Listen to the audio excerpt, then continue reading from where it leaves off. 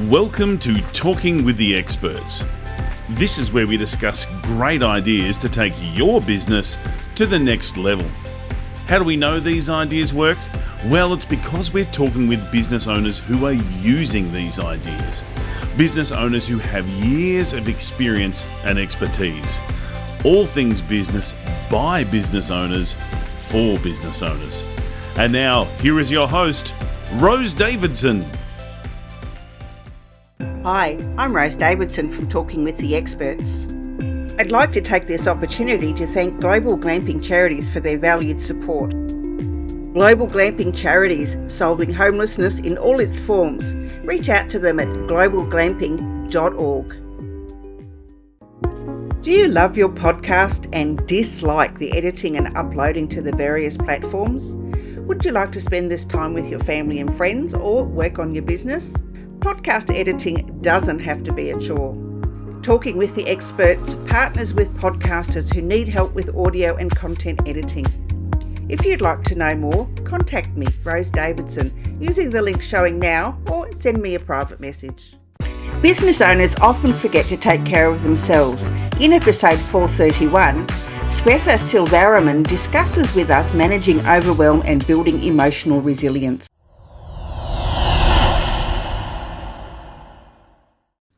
Talking with the Experts. Our self-worth is all attached to our doing.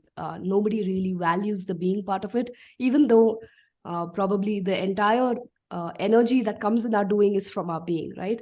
But sadly, we don't recognize that until we probably hit a burnout or hit a end point where we're like, oh, we have to change. So the best way to really start balancing being and doing is to be intentional about it. So really schedule those check-ins, right? So if you're a calendar person and you go by the calendar for every single thing, then schedule those being points in your calendar as well. So it can be just 5-minute check-ins, maybe, 3 times a day, at the start of your workday, at the middle of your workday, at the end of your workday. Just quickly check in, what's going on with my body today? How energetic am I feeling? What's going on in my mind today? Is it busy? Is it light? Is it quiet? And Talking with the Experts. Hello and welcome to Talking with the Experts. I'm your host, Rose Davidson from rosedavidson.com. Talking with the Experts is about all things business by business owners for business owners. You can find it on all good podcasting streaming platforms and on YouTube. Now I'd like to ask you this question. Are you managing your overwhelm and have you been building up your emotional resilience? It's not an easy task. And my next guest, Shwetha Sivaraman, all the way from India, is going to discuss with us that very topic. Quite often that business owners forget to take care of themselves, and in the hustle of leading, that leads us to burnout and overwhelm, and it significantly impacts us all. Makes us tired, makes us grumpy.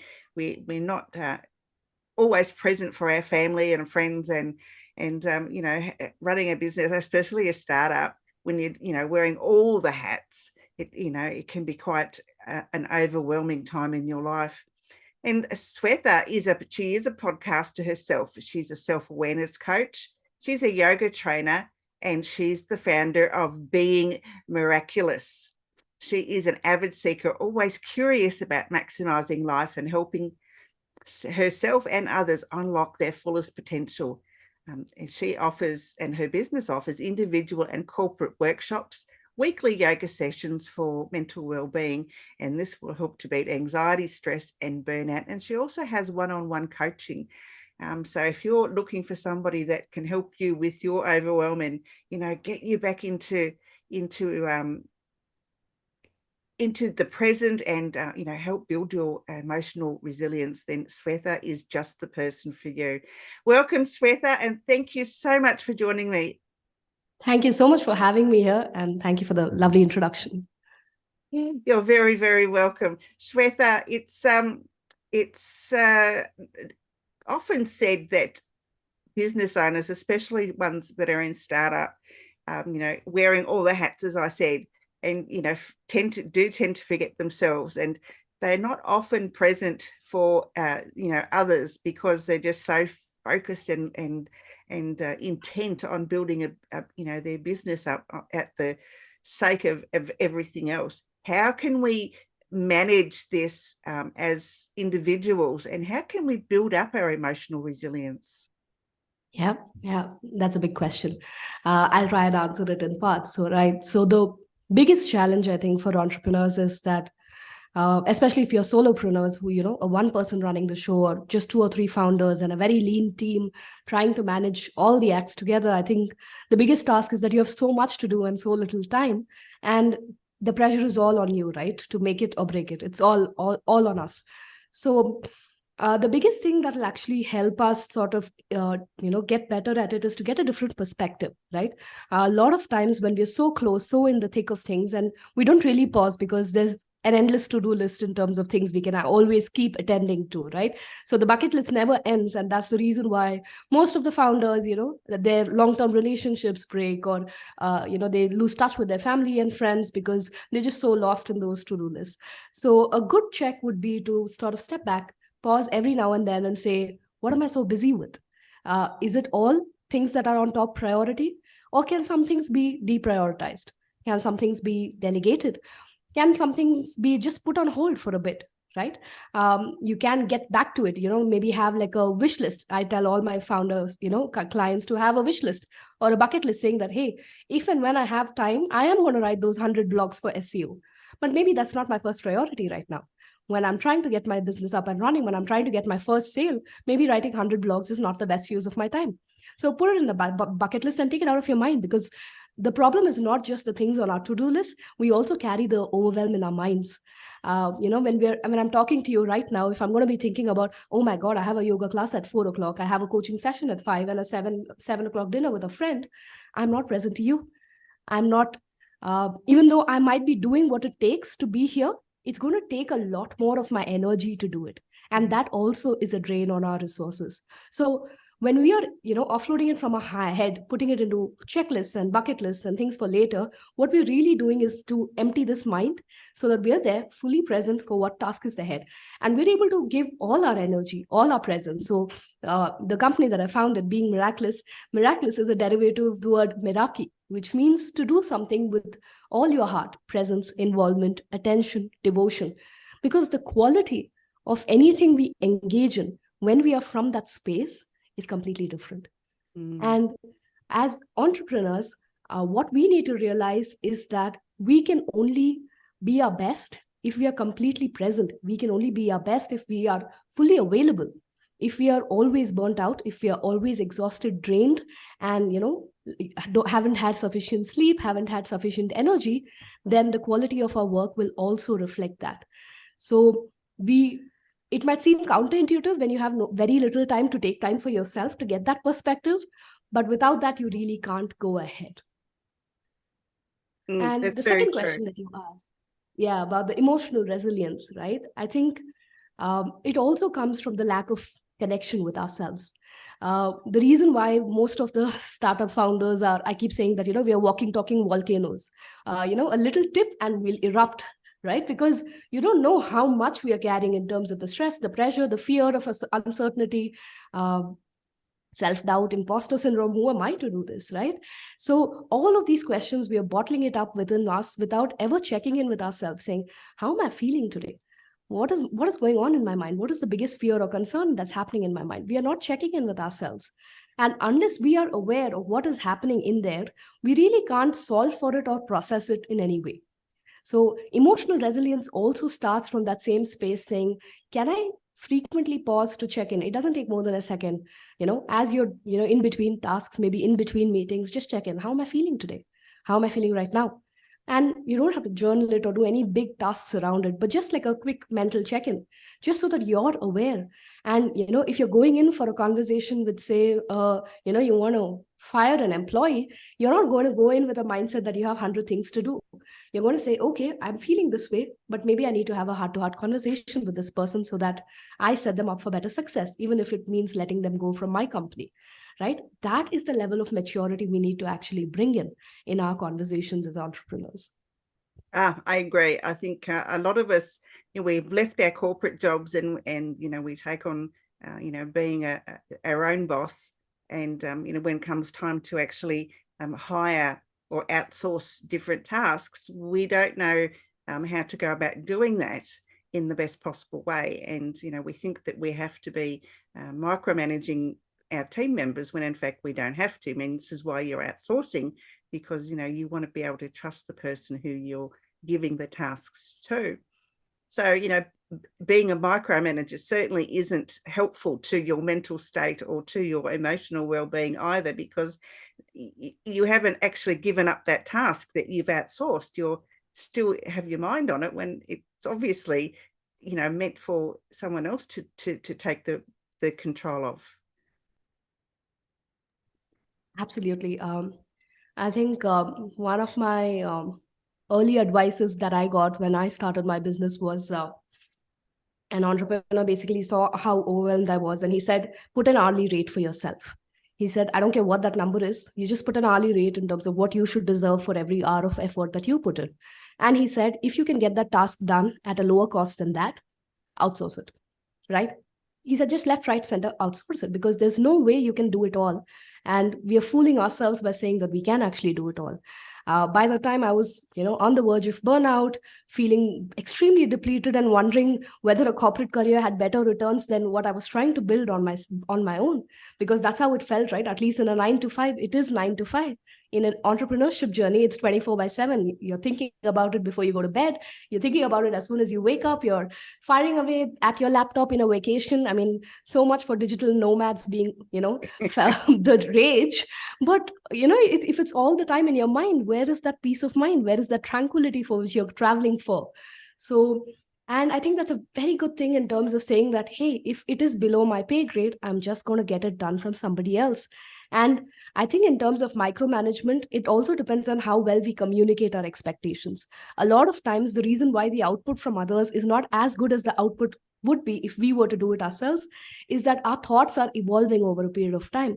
But if we were to pause again and really think out that entire process like we were going to do it, and then write out the brief and give it to the person saying that, hey, this is what I want you to build, you'll be surprised that the output will be equally good. The challenge is that we don't give enough time to write the brief. So we just snap away or do things on the first thing on top of our mind, and then it comes back inadequate. And then we think, oh my God, I should have just done it myself. But actually the challenge was that we didn't think the entire project through. We were still at that superficial level. So if we were to give ourselves that time to think it through and then actually delegate it, it will come out the same way. And also it's a process of iteration, right? Maybe the first couple of times you don't hire the right person, and you will eventually find that way wherein you are able to find the kind of right people whom you can trust, with whom you can delegate. But it starts with you as well.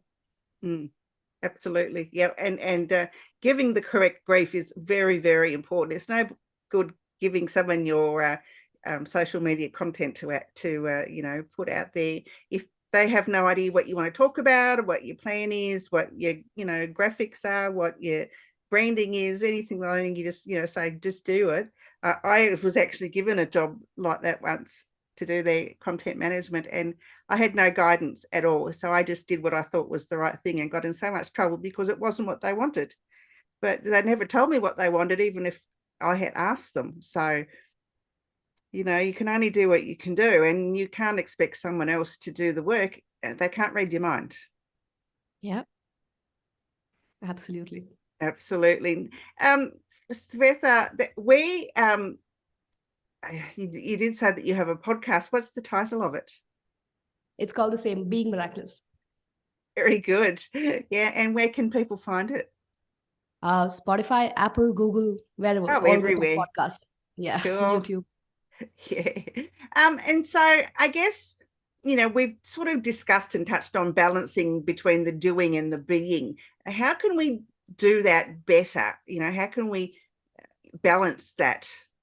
Because it isn't that easy. Yeah, it's definitely not easy. And I think it doesn't come naturally to us, because as a generation, I think all of us are so, our identities, our, self-worth is all attached to our doing. Nobody really values the being part of it, even though probably the entire energy that comes in our doing is from our being, right? But sadly, we don't recognize that until we probably hit a burnout or hit a end point where we're like, oh, we have to change. So the best way to really start balancing being and doing is to be intentional about it. So really schedule those check-ins, right? So if you're a calendar person and you go by the calendar for every single thing, then schedule those being points in your calendar as well. So it can be just 5-minute check-ins, maybe, 3 times a day, at the start of your workday, at the middle of your workday, at the end of your workday. Just quickly check in, what's going on with my body today? How energetic am I feeling? What's going on in my mind today? Is it busy? Is it light? Is it quiet? And choosing your activity for the day based on that. I think as entrepreneurs, we have the freedom and the flexibility to choose what we want to work on when we want to work on. But if we don't exercise the right very well, it's useless. So really, depending on what state of mind you are in, are you feeling creative? Are you feeling playful? Choose your tasks accordingly. And if you're feeling creative and playful and you have to sit and do your taxes, there's no way on earth, there is a sheer mismatch in that, right? Sorry, I hate my finances too. So it's really important to have that awareness and schedule it in a way wherein that's when you have a dip, right? I always say this, that we each have time zones when we are going to be at our peak energy levels, right? So if I'm a morning person, I know that my 5 a.m. to my 9 a.m. is the most important golden hour where I know that I'm at my peak concentration. So what I can achieve in those 4 hours is very, very important. And I try to prioritize, say, my writing work or any of my creative work in that period. So it's very important to understand when your peak energy levels are and plan your tasks accordingly. So if you have, say, 3-4 slots, 7 to 9, 10 to 12, 2 to 1, 4 o'clock, make sure that you balance the being slots between them so that you take that time to sort of re-energize yourself. And it doesn't have to be, you don't have to go on to a yoga mat and do 1 hour of yoga. We understand that that luxury is not there for everybody, but figure out practices that can really work. So for example, if I'm very anxious or overwhelmed, a simple practice of just inhaling through my nostrils and exhaling out through my mouth can be really calming, right? So in case I'm saying, say I have some butterflies in my stomach and there's just a lot of restless energy, this immediately calms me down. If there is just too much overthinking happening in my mind, this immediately calms me down. And there can be many such practices that you have, right? It could be chanting, it could be, I don't know, jumping up and down or dancing, whatever works for you, but use that period to sort of unwind and then go back to it. You don't have to keep do all the time. Make sure that you are able to intersperse it so that whenever you do, it's all of you. It's not just one part of you typing it away, because you're forced to do it, but it's all of you. It has all your energies, all your heart, and all your intention behind it. Absolutely. That is such great advice, actually. I try to do that, but, I'm not always successful. My peak energy time is after about 8 o'clock or 9 o'clock at night till about 3 in the morning. But whatever works for you. But, I still get up at 10 in the morning and I'm still, working away. But yeah, I get my best ideas really late at night. I don't know why that is. Yeah. Just strange. So that's when you shouldn't be on Netflix, and that's when you should be on typing away in your laptop. Absolutely right. Absolutely. Yeah. So I guess you go to corporate, organizations, and you do it on an individual basis. Where could people reach out to you, Shwetha? So the best way to reach out to me would be either on Instagram or on the website. It's www.beingmiraculous.com, which is BEINGMERAKLIS.com. And Instagram is also the same handle. Well, perfect. If you had to give some advice to somebody other than what we've discussed today, what would you give? Gosh, I think for entrepreneurs especially, I would say have belief in yourself. We put our trust in everybody around us but ourselves, but I think that's a great dishonor we do. There's a reason we felt called to take on this path, and even if it's challenging, make sure that you always believe in yourself to see it through. And I think self-belief goes a long way in making any of our ventures successful, because the belief or faith we put in ourselves is what future customers and future investors are going to put in us. So start there. Yeah. And belief in self is really, really important, I think. Sometimes we seem to lose that, especially if we had a few not so happy moments, whether, you've done and launched a course and no one's turned up, or a webinar and no one's turned up, and you just, you've put all this energy into it, and so then you think, who am I? Then the imposter syndrome kicks in, because who am I to do this? And but believing in yourself, it's obviously just wasn't the right time for people to engage in that particular activity that you've launched. So, try it again. Just keep trying until it will come. That's the second thing, actually. Interesting that you brought it out. I think a lot of us have external metrics to validate our success and self-worth. It's very important to turn it around very early in our entrepreneurship career if we want to, be sane throughout the process. If we're going to always judge ourselves, for example, say if I'm always going to judge myself based on whether people show up on their mats for their yoga classes, I will have, a roller coaster journey of ups and downs. So it's very important to change the metrics to inputs you're putting in, right? Am I going to be prepared for a class? Am I going to be, reading and continuously improving? Am I practicing what I'm talking to my students about?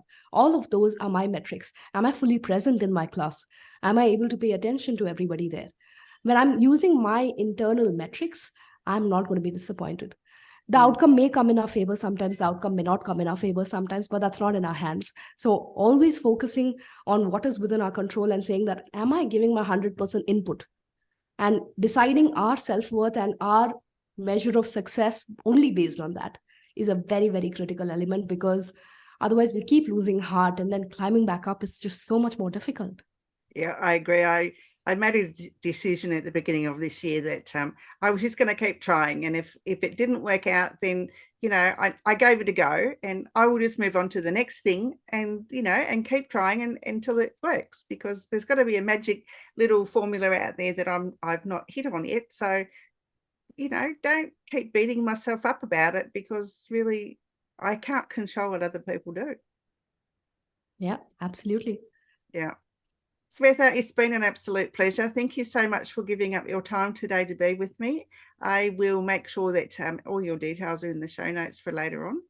And I look forward to talking with you very soon. Likewise, Rose. Thank you so much for having me here. You're welcome. Bye-bye for now. Bye. See you. You've been listening to Talking with the Experts, hosted by Rose Davidson.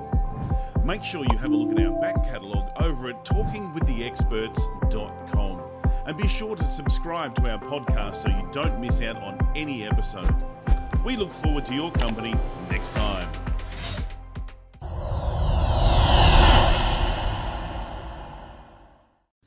Talking with the Experts.